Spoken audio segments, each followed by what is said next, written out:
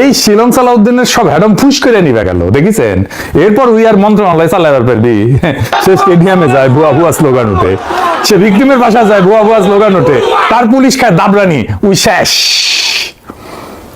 রাস্তায় আজ থেকে শিলং সালাউদ্দিনের পদত্যাগের দাবি শোনা যাবে। আমি কয়ে দিলাম, দেখেন আজকে থেকে শুনবার পারবেন। মানুষ উৎসাহ সহকারে সাপোর্ট দিবি। আর এটা শিলং সালাউদ্দিন অ্যাচিভ করেছে জুলাইয়ের সাথে গাদ্দারি কইরা মানুষ। আসসালামু আলাইকুম প্রিয় দর্শক, অনেকদিন পর ভিডিওতে আসলাম। রামিসার সাথে কি ঘটেছে, কি পৈশাচিক নরকীয় কাণ্ড তার সাথে হয়েছে, বাংলাদেশের সকল মানুষ এই বিষয়টি অবগত আছে। আমার প্রশ্ন হলো, রামিসার সাথে যে ঘটনাটি ঘটেছে, এই ঘটনার পরে আপনার যে অনুভূতি, সেই অনুভূতি কেমন? আপনারা তো কন্যা সন্তান থাকতে পারে, আপনার সন্তানকে নিয়ে এই দেশে আপনি কতটুকু নিরাপদ রয়েছেন? আমি একটি কথা দিয়ে শুরু করতে চাই যে রামিসার পরিবার কি বা রামিসা কি সুষ্ঠু বিচার পাবে কিনা এই বাংলাদেশে, অতীত কি বলছে? আমরা যদি শেখ হাসিনার সময়কাল থেকে এখন পর্যন্ত ধরি, তাহলে প্রথমে শিশুদের ধর্ষণের পরে হত্যা, নির্মমভাবে হত্যা, এর কোন একজন আসামিকে কি আমরা দেখেছি যে তার বিচার করতে, বা প্রকাশ্যে বা গোপনে কোনোভাবে কি দেখেছি যে তার একটি কঠিন বিচার হয়েছে যা বাংলার মানুষ দেখেছে? আমি দেখি নাই। আপনারা দেখেছে কিনা কমেন্টে জানাবেন। প্রিয় দর্শক, মনে হয় না যে ধর্ষণ, শিশু ধর্ষণের পরে হত্যা, তাদের এই অপরাধীদের কঠিন বিচার করা হয়েছে বাংলাদেশে, যার কারণে দিনের পর দিন তারা শিশুদের ধর্ষণ করছে এবং পরবর্তীতে হত্যা করছে। এই যে রামিসার ঘটনাটি বাংলাদেশে ঘটলো, তার চেহারা এত সুন্দর, আসলে একটা ছোট্ট মাসুম শিশু, যিনি এখনো নিষ্পাপ, একদমই নিষ্পাপ একজন শিশু, সেই শিশুটিকে নির্মমভাবে হত্যা করা হলো। তার বাবা কেঁদে কেঁদে বলল যে এই বিচার আমরা পাবো না। আর একটি বড় ঘটনা দেশে যখন ঘটবে, তখন এই যে ভাইরাল বিষয়টি, সেই বিষয়টি স্তব্ধ হয়ে যাবে, ভাইরাল বিষয়টি থেমে যাবে, অন্য বিষয় নিয়ে তখন কথা উঠবে। এই প্রেক্ষিতে আমার মনে হয় যে মাননীয় প্রধানমন্ত্রী তারেক রহমান, স্বরাষ্ট্রমন্ত্রী, আইনমন্ত্রী, তারা তার বাসায় গিয়েছিল, তাকে আশ্বাস দিয়েছিল। তার আগে যদি আমরা দেখি যে স্বরাষ্ট্রমন্ত্রীকে প্রশ্ন করা হলো যে রামিসার ঘটনার প্রকাশ্যে কোনো শাস্তি দেওয়া হবে কিনা, তিনি বলল যে আমরা মধ্যযুগে নাই, আমরা বর্তমান যুগে রয়েছে, আধুনিক যুগে রয়েছি। আধুনিক যুগে এসে যদি এই অপরাধগুলো দিনের পর দিন বাড়তে থাকে, তাহলে আমাদের মধ্যযুগে ফিরে যাওয়াই ভালো। যেই মধ্যযুগে জেনার শাস্তি বা ধর্ষণের শাস্তি প্রকাশ্যে দেওয়া হতো, মৃত্যুদণ্ড, সেই মৃত্যুদণ্ড দিয়ে যদি তখন থামিয়ে দেওয়া হতো ধর্ষণকারীদের, বা যারা ধর্ষণ করবে তাদের যদি একদম কি বলবো যে চিন্তা ভাবনাও তারা আর করবে না শাস্তি দেখে, এরকম শাস্তি আমাদের দেশে প্রয়োজন। আমরা মধ্যযুগে ফিরে যেতে চাই। প্রিয় দর্শক, এই বিষয়গুলো নিয়ে কথা বলেছেন আমাদের সবার পরিচিত প্রিয় মুখ পিনাকি ভট্টাচার্য। আমরা তার কথাগুলো একটু শুনবো, খুবই সংক্ষিপ্ত একটু কথা শুনবো, এরপরে আমরা আরো বিস্তারিত জানবো এই বিষয়ে। তো চলুন আমরা সরাসরি ভিডিও স্ক্রিনে চলে যাই। এই শিলং সালাউদ্দিনের সব হ্যাডম ফুস করে নিবে গেল দেখেছেন। এরপর উই আর মন্ত্রণালয় চালাবার পারবি। সে স্টেডিয়ামে যায় ভুয়া ভুয়া স্লোগান ওঠে, সে ভিক্টিমের বাসায় যায় ভুয়া ভুয়া স্লোগান ওঠে, তার পুলিশ খায় দাবরানি, উই শেষ। রাস্তায় আজ থেকে শিলং সালাউদ্দিনের পদত্যাগের দাবি শোনা যাবে। আমি কয়ে দিলাম, দেখেন আজকে থেকে শুনবার পারবেন। মানুষ উৎসাহ সহকারে সাপোর্ট দিবি। আর এটা শিলং সালাউদ্দিন অ্যাচিভ করেছে জুলাইয়ের সাথে গাদ্দারি কইরা। মানুষ অপরাধীর পরিবারকে পাবলিক করে দিতে হবে, অপরাধ নিশ্চিত হবে, পরিবারকে পাবলিক করে দিতে হবে, ভিকটিমকে না। দেখেন এখন কি হয়, গ্রামে 4 বছরের মেয়ে ধর্ষিত হয়েছে, মেয়ের পরিবার গ্রাম ছেড়ে পলায়, মেয়ে স্কুল বদলায়, নাম বদলায়, ছোট বোনের বিয়ে আটকায়, বাবা মসজিদে যাইতে পারে না, ধর্ষক সে গ্রামে থাকে, তার পোলা একটা স্কুলে পড়ে, তার মেয়ের বিয়া হয়, পোলার বিয়া হয়, জীবন চলে। এইটা কোনো অ্যাক্সিডেন্ট না, দুর্ঘটনা না, এটা একটা সিস্টেম। ইজ্জতের দাম দেয় ভিকটিম, ধর্ষক না। তাই ধর্ষকের পরিবার তাকে আগলায়, ঘুষ দেয়, মীমাংসা করায়, সাক্ষীকে চাপ দেয়, কারণ পরিবারের এখানে কোনো ক্ষতি নাই। এই পরিবারের ক্ষতি বসান, পরিবারের ক্ষতি বসান। অপরাধ নিশ্চিত হইলে, শাস্তি হইলে ধর্ষকের নাম, ছবি, ঠিকানা পাড়ার মোড়ে বোর্ডে বোর্ডে টাঙায় দিতে হবে। 10 বছর ধরে থাকবে ওখানে, বাবার নাম, ভাইয়ের নাম, পোলার নাম সব, মায়ের নাম সব। পোলার স্কুলে নোটিশ যাবে ওর বাপ ধর্ষক, ভাইয়ের অফিসে নোটিশ যাবে যে ওর ভাই ধর্ষক।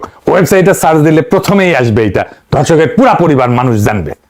এইটা ধর্ষক পরিবার। গ্রামে যেমন ডাকাত পরিবার থাকে না, এরকম ধর্ষক পরিবার থাকবে পাড়ায়, আমরা জানবো যে এই হচ্ছে ধর্ষক পরিবার। এতে কি হবে? তিনটা কাজ হবে। এক, পরিবার নিজেই পাহারা দিবে তখন এরকম কারো খেসলত থাকলে। দুই, লজ্জা এটা উল্টায় যাবে, এখন লজ্জা যায় নিচের দিকে মেয়ের শরীরে, মেয়ের পরিবারে, এখন যাবে উপরের দিকে ধর্ষকের পরিবারে। তিন নাম্বার, ভিকটিম মাথা তুলে হাঁটবে, ধর্ষকের বাবা মসজিদে যাইতে পারবে না।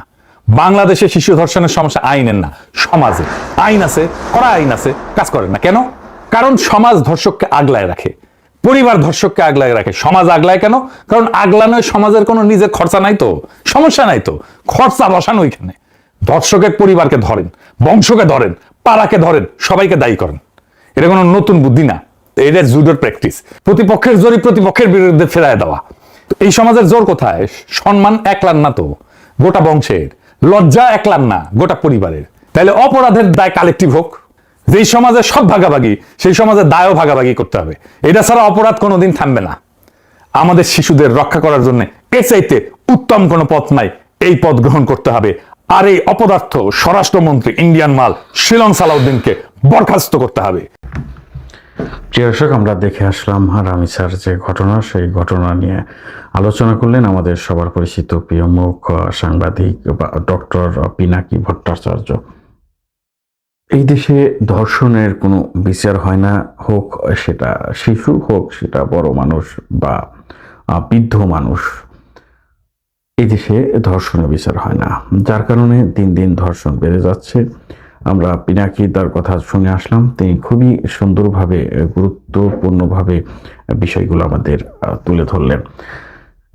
এদেশে শুধু আইনের দোহাই দেওয়া হচ্ছে, সংবিধানের দোহাই দেওয়া হচ্ছে, চলমান প্রক্রিয়া এইগুলো কথাবার্তা বলা হচ্ছে।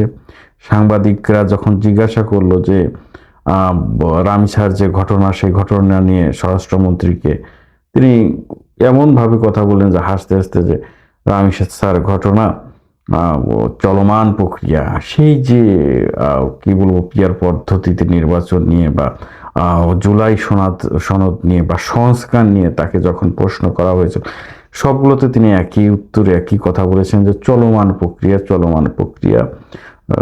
সংবিধান নানা রকম দোহাই দেওয়া হচ্ছে, আইনমন্ত্রীরও একই কথা। মাননীয় প্রধানমন্ত্রী তিনি গেলেন সেখানে, এই বিষয় নিয়েও নানান আলোচনা সমালোচনা হচ্ছে। আমরা সারা বাংলাদেশেই দেখতে পাচ্ছি যে সারা বাংলাদেশ মাননীয় প্রধানমন্ত্রীকে নিয়ে আলোচনা করছে, সমালোচনা করছে। অনেকে বলেছে যে যাক, একজন দেশের প্রধানমন্ত্রী তিনি গিয়েছেন, বিষয়টি খুবই ভালো হয়েছে এবং এই বিষয়টি অনেকেই সাধুবাদ জানিয়েছে।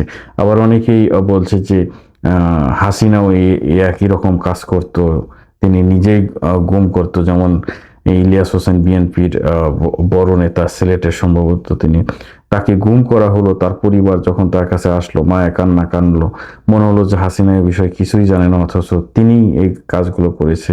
এগুলো প্রমাণিত। এই যে এই বিষয়গুলো ঘটছে, মানুষ আর আবেগ দেখতে চায় না। আমরা দেখলাম যে ফারুক হাসান, তিনি গণ অধিকার পরিষদের নেতা, তিনি বললেন যে এরকম বাড়িতে গিয়ে তাদের সান্ত্বনা না দিয়ে বিচার করা হোক। বাংলার মানুষ বিচার দেখতে চায়, বাংলার মানুষ আর ধৈর্য ধরে থাকতে পারছে না। এই কুলাঙ্গারের বিচার হওয়া দরকার এবং তা প্রকাশ্যে বিচার হতে হবে। প্রকাশ্যে বিচার হলে মানুষ বুঝতে পারবে, ধর্ষণকারীরা যারা, তাদের মধ্যে এই ক্রু চিন্তা ভাবনা রয়েছে, তাদের মনে আতঙ্ক থাকবে এবং তারা এরকম দুঃসাহস আর দেখাতে পারবে না। এমন কঠিন বিচার হতে হবে। আর যদি না করেন তাহলে দেশের মানুষ বসে থাকবে না, দেশের মানুষ আবার আন্দোলনে নামতে বাধ্য হবে। দেশের মানুষ ধীরে ধীরে কিন্তু একটা জিনিস তৈরি হয়। সুতরাং যে পরিস্থিতি তৈরি হয়েছে বাংলাদেশে, আমরা মনে করছি যে কঠিন একটি পরিস্থিতি, কঠিন একটি অবস্থা দেশের মধ্যে তৈরি হয়েছে। সরকারকে বলবো যে আপনারা বসে না থেকে দ্রুত বিচার করুন, 7 দিনের মধ্যে বিচার করুন, বিচার করে দেশকে রক্ষা করুন, দেশের মানুষকে রক্ষা করুন এবং এইরকম অপরাধীকে এমন শাস্তি দিন যাতে করে প্রত্যেকটা মানুষের অন্তরে কাঁপন ধরে যায়। তো সবাই ভালো থাকবেন, সুস্থ থাকবেন। দীর্ঘদিন পরে ভিডিওতে এসেছি, সমস্যার কারণে আসতে পারি নাই। আবারও নিয়মিত হব ইনশাল্লাহ। সবাই দোয়া করবেন। সবাই ভালো থাকবেন, সুস্থ থাকবেন। আসসালামু আলাইকুম।